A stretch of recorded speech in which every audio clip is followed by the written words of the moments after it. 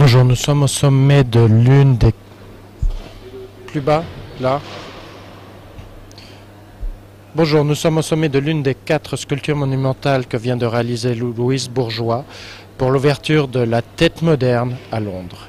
Qu'est-ce que la Tête moderne? La Tête moderne, c'est simplement une nouvelle extension, nouvelle mais gigantesque extension de la Tate Gallery, fondée au 19e siècle par Sir Henry Tate, qui avait au départ pour mission de collectionner principalement l'art britannique, mais depuis les années 70, les collections se sont étoffées, enrichies considérablement d'un art international qui s'est fait de plus en plus foisonnant, et très rapidement s'est posé le problème d'une extension, d'une continuité, d'une nouvelle place pour pouvoir présenter cet art international.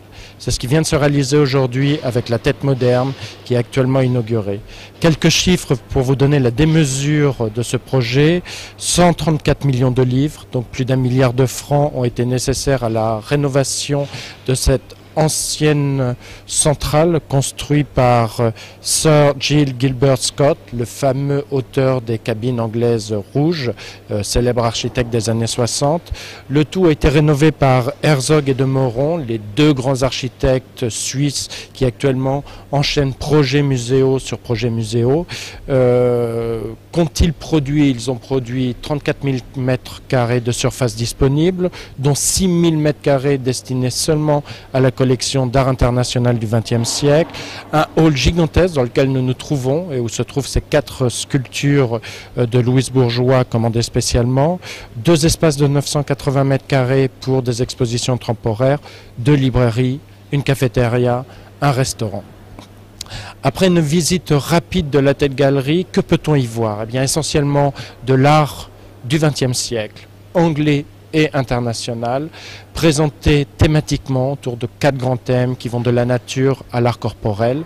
Et le tout est en quelque sorte scénographié de manière à ce que le visiteur puisse rentrer, sortir, apprendre et en même temps jouer avec toutes ces œuvres qui lui sont présentées. Nous allons dans quelques instants interviewer le directeur de ce nouvel espace incroyable, Lars Niers, qui malheureusement ne pourra nous accorder que 3 minutes d'interview, donc ça risque d'être très très court, et nous allons directement l'interroger sur la manière et la façon dont il rêve et pense ce musée du XXIe siècle, comme les attachés de presse se plaisent à le répéter continuellement. Merci. Ça va? Oui, ça va. Tu veux que je reprenne des trucs? Oui, parce que tu bouges un peu. Attends, essaye de pas tourner la tête, regarder les gens là. Je sais plus quoi. Tu peux refaire l'entier, je change d'axe. Encore, moi j'aime rapprocher, c'est tout ça pour essayer de voir. Bien, je décolle plus par là.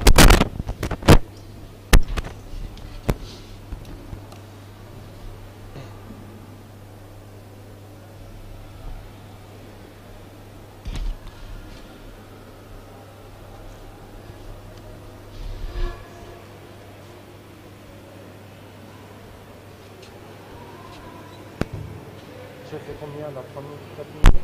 Ouais, t'as bien ça. Combien? Ouais. Donc, regarde comment je te prends, quel axe je fais. Tu vois. Ok. Donc essaye de pas bouger. Tu vas voir les trucs au fond. D'accord. Ok. Tu peux reprendre? Oui, bah, je te refais un peu speech et puis... Bonjour, nous sommes au sommet de l'une des 4 sculptures monumentales réalisées par Louise Bourgeois pour l'ouverture, le vernissage de la Tête moderne. Vernissage qui marque et rythme la ville londonienne puisque c'est l'un des plus gros projets qui s'est déroulé dans la capitale depuis quelques années et qui bénéficie en tout cas d'un soutien financier de la part de l'État anglais très important. Qu'est-ce que la Tête moderne? C'est tout simplement la continuité et la poursuite de la Tate Gallery, cette vénérable institution fondée au XIXe siècle par Sir Henry Tate, qui avait orienter ce nouveau musée vers la collection d'art britannique.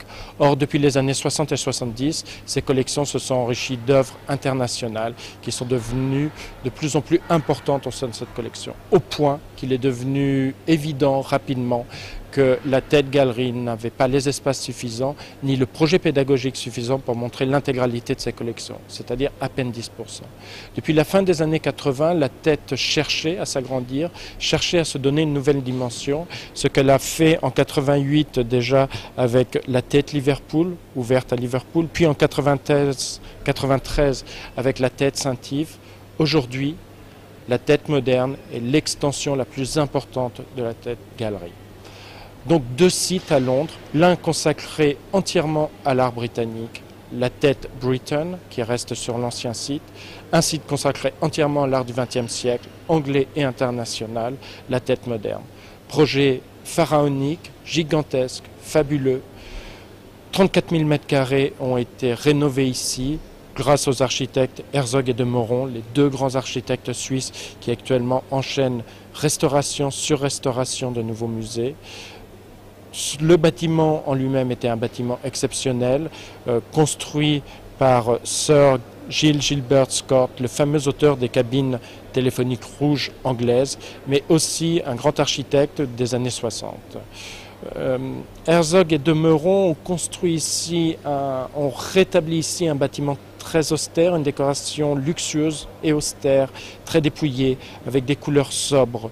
Ils ont offert donc, outre ces 34 000 m² de surface, 6 000 m² pour les collections, un hall gigantesque dans lequel nous nous trouvons de 3 300 m², 2 espaces de 980 m², 2 cafétérias, 2 librairies, un restaurant, une gigantesque terrasse.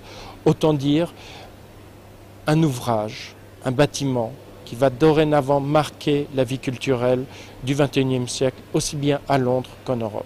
Tout de suite, nous allons rencontrer le directeur de cette galerie, Lars Neefs, qui va nous en parler un peu plus et un peu plus en détail. Merci. C'est bon. Ok. Il n'y a pas trop de répétitions. Non. Non, mais avec les deux. On peut essayer d'en faire une troisième, la même, en face, tu vois, pour avoir les 3 tours.